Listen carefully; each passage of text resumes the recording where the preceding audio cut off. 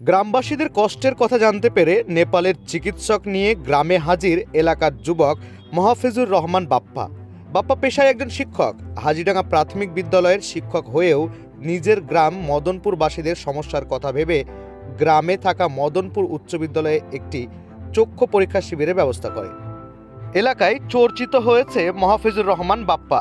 মহাফিজুর রহমান বাপ্পা কেবল একজন শিক্ষক নয়, এলাকার মানুষের বিপদে আপদে থাকার পাশাপাশি চিলড্রেন্স পায়োনিয়ার নামক একটি বেসরকারি বিদ্যালয়েরও কর্ণধর তিনি। মুর্শিদাবাদ জেলার বহরমপুর ব্লকের মদনপুর গ্রাম তার জন্মস্থান হওয়ায় সেখানেই কাটে শৈশব। এলাকার যুবকদের নিয়ে খেলাধুলার পাশাপাশি গ্রামে সেবামূলক কাজেও নিজেকে নিয়োজিত করেছিল ছোট থেকেই। আজ পেরিয়েছে কয়েক দশক, ফের গ্রামবাসীদের কাছে আগের সেই কাজের ছেলে ফিরেছে বাপ্পা। বাপ্পা আজকে হাজির হয়েছে মদনপুর গ্রামে নেপালের চিকিৎসক নিয়ে। এলাকাবাসীর সমস্যা সমাধানে হাজির বাপ্পার এমন কার্যকলাপে খুশি এলাকাবাসী। আগামী দিনে এমন ধরনের শিবির আরও বারবার হাজারবার করুক বাপ্পা, এমনই বক্তব্য এলাকাবাসীর।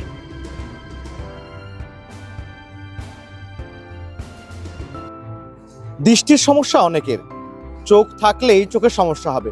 বয়সের পাশাপাশি শারীরিক সমস্যা একাধিক দেখা দেয় গ্রাম অঞ্চলের মানুষের, কখনো চোখের সমস্যা তো কখনো শারীরিক সমস্যা।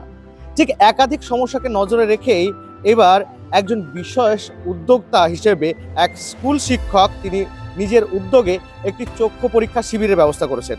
মদনপুর মুর্শিদাবাদ জেলার যে বহরমপুর ব্লক, সেই ব্লকের মদনপুর প্রত্যন্ত গ্রামীণ এলাকা।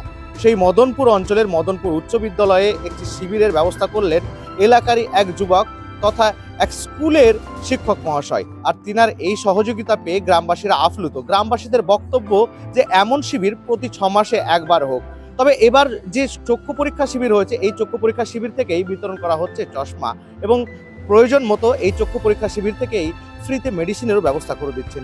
স্কুল শিক্ষকের একা দ্বারা এই উদ্যোগকে সাধুবাদ জানাচ্ছেন সকলে। আর স্কুল শিক্ষকের এমন উদ্যোগেই যেমন গ্রামবাসীদের সাধুবাদ, পাশাপাশি কিন্তু যারা পরিষেবা নিচ্ছে তারাও বিশেষ ধন্যবাদ জানিয়েছে। কারো বয়সে ছোট সেই শিক্ষক, তো আবার কারো বয়সে বড়। যাদের কাছে ছোট এবং তাদের কাছে স্নেহ, এবং যাদের ক্ষেত্রে বড় তাদের কাছে আশীর্বাদ হিসেবে দাঁড়িয়েছেন এই শিক্ষক মহাশয়। শিক্ষকের এমন উদ্যোগকে সাধুবাদ জানাচ্ছি আমরাও। মুর্শিদাবাদ জেলার মদনপুরের কথা কখনো কেউ ভাবেনি, তবে বাপ্পাদার এমন উদ্যোগকে সাধুবাদ জানাচ্ছেন টিভিএন এর টিমও। মুর্শিদাবাদ জেলার মদনপুর থেকে ইব্রাহিমের সঙ্গে রফিকুল ইসলাম, টিভিএন।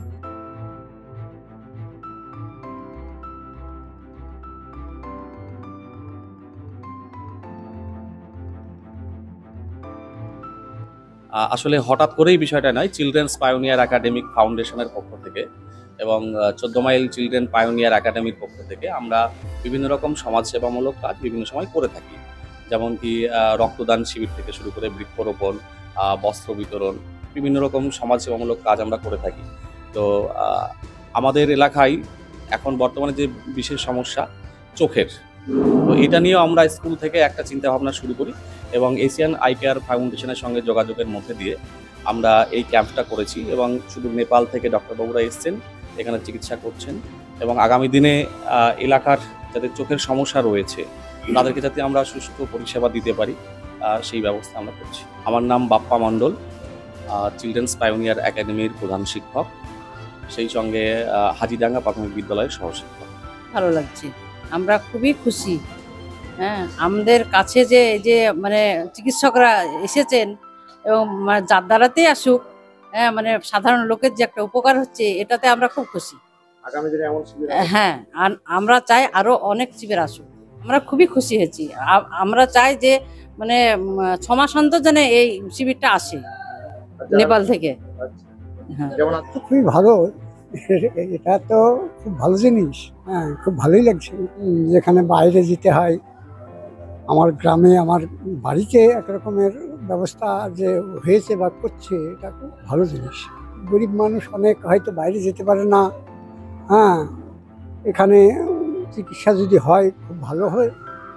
এখানে যে ডাক্তারবাবু এসেছেন, আশা করি আমাদের নেপাল থেকে যদি এসেছেন, আমাদের এলাকাটা গরিব দরিদ্র স্কুলে পাস করে, তো তাদের খুব উপকৃত হবে।